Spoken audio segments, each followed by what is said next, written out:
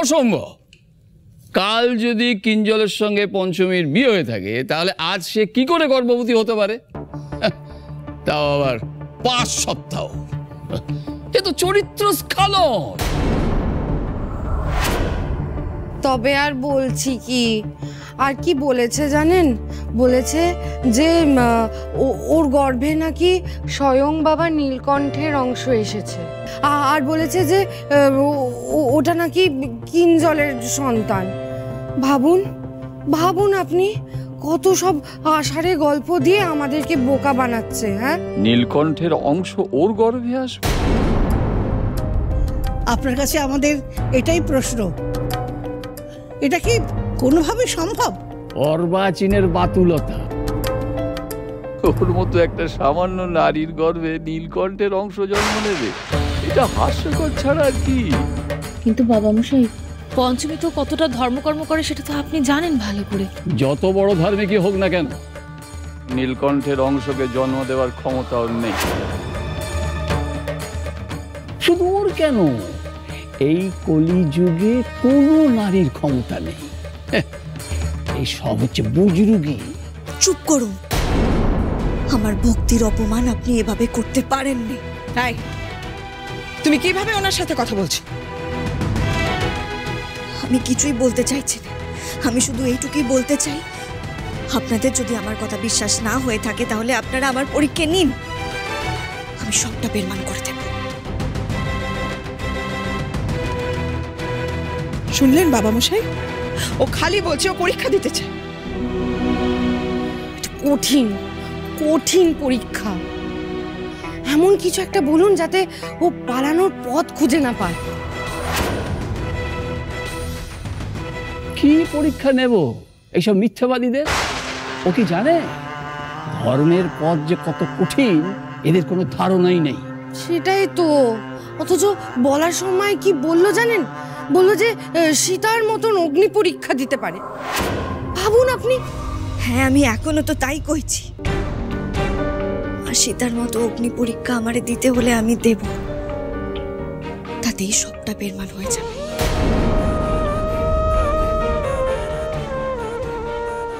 আগুনে পুড়ে শুদ্ধ হয়ে আমি বেরমান করে দেব আমি সতী নারী, আর আমার গর্ভে যে আসছে সে বাবুরি সন্তান, সে স্বয়ং বাবা নীলকণ্ঠের অংশ।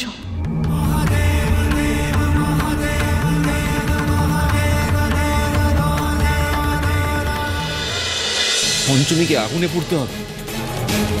অসম্ভব, এটা ইম্পসিবল।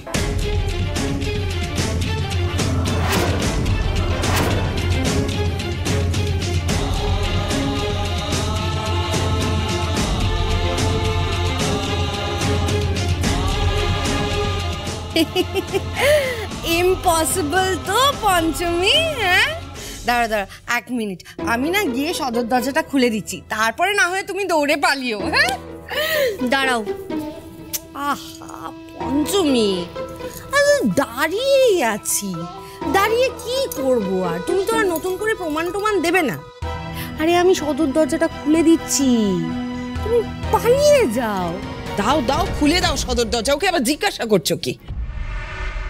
আগুনে পুড়ে মরবো, তবুও নিজেকে সৎ প্রমাণ করবো, এত জোর আছে নাকি? সেটাই তো ওকে বলছি আমি জেঠিমণি। এই পঞ্চমী, যাও যাও, বিদায় হতো, এখানে কিছু আর হওয়ার নেই, তুমি যাও তো এবার। বাবা নীলকণ্ঠ, আজ আর আমি সাপ নই ঠিকই, কিন্তু তার মানে তো এই না যে তোমার উপর থেকে আমার ভক্তি মিথ্যে হয়ে যাবে। আমি বিশ্বাস করি আমার প্রাণের ঠাকুরের অংশ আমার মধ্যে দিয়ে ধরাধামে আসবেন। এই সত্যিটাকে প্রতিষ্ঠা করার জন্য আমি সবকিছু করতে পারি, সবকিছু। আমি রাজি।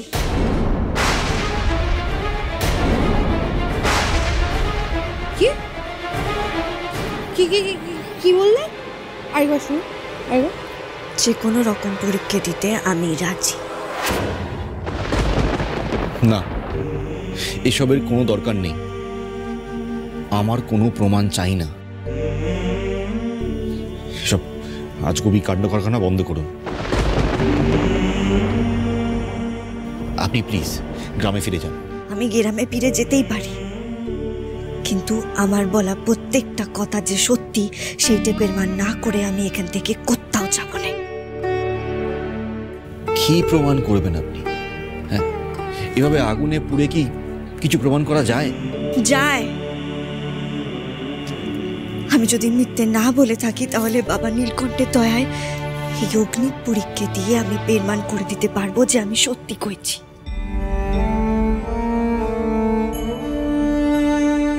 বাড়ির সকলে মানতে বাধ্য হবে আমার গর্ভে আপনারই সন্তান, আর যে আসছে সে স্বয়ং বাবা নীলকণ্ঠের অংশ। আগুন জ্বালান আপনারা।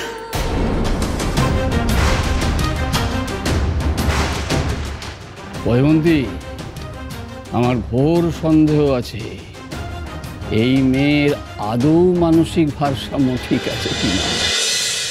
শুনুন মা ঠাকুর, আপনারা এটাই ভয় পাচ্ছেন তো যে আমি জোর করে এই বাড়িতে ঢুকে পড়ব, অন্যের সন্তান এই বাড়িতে গচিয়ে দেব। কিন্তু আমি বলছি জোর করে আমি এই বাড়িতে থাকবো না। যতক্ষণ না পর্যন্ত আপনারা আমার কথাগুলো সত্যি বলে মেনে নেবেন, এই বাড়িতে আমি পাও দেব না। আমি জন্ম থেকে বাবা নীলকণ্ঠের ভক্ত, তার সম্মান প্রতিষ্ঠার জন্য আমি এক পাও পিছব না। এই আমি বলে গেলাম।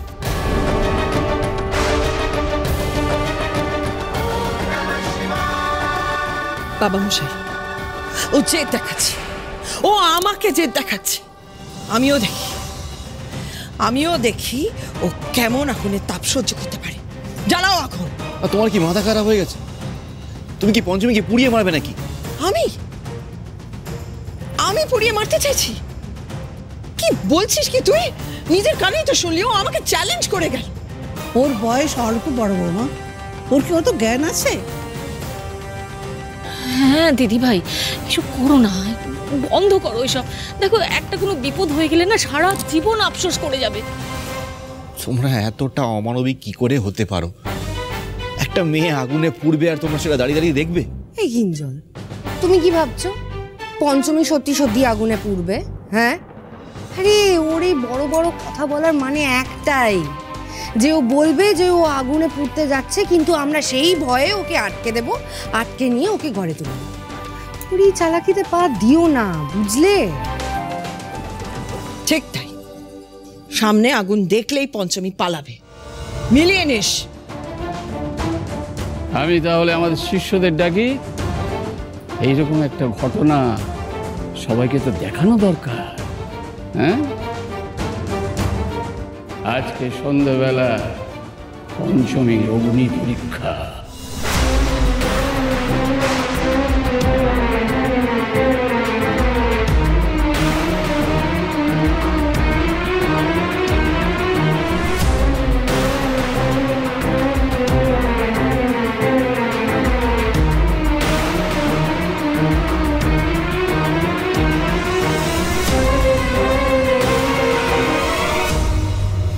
মানতে পারছি না, কিছুতেই মানতে পারছি না। না পাচ্ছি পঞ্চমীকে বিশ্বাস করতে, না পাচ্ছি অবিশ্বাস করতে। তাই বলে পঞ্চমীর সাথে এত বড় একটা অন্যায় হবে, সেটা আমাকে দাঁড়িয়ে দাঁড়িয়ে দেখতে হবে। এতটা হেল্পলেস কেন আমি? পঞ্চমী এগোবেন না। যাস না পঞ্চমী, তোর শরীরে এখন আঁচ লাগলে তোর পেটের সন্তানেরও ক্ষতি হবে পঞ্চমী। জয় বাবা নীলকণ্ঠ। তুমি যে এসেছো ওমর ভাবনে, রব উঠেছে ভুবনে, তুমি যে এসেছো ওমর ভাবনে।